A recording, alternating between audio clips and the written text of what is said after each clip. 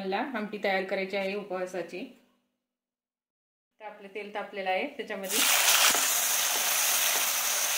2 टमाटे घातलेले आहेत। तर आपल्याला ह्याच्यामध्ये हिरवा मिरची वाटलेला घालायचा आहे।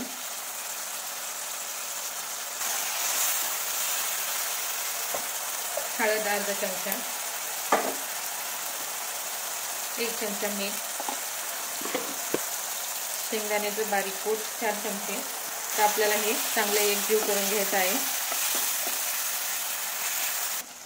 बघा आपले टमाटे एकजीव झालेले आहेत, किती मस्त झालेले आहे। तुम्ही असं पण खाऊ शकता। तर आपल्याला ह्याच्यात गरम पाणी घालायचं आहे।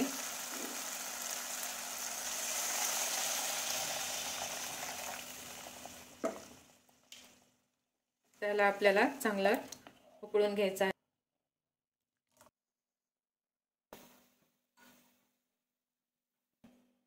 बघा आमटी आपली तयार झालेली आहे।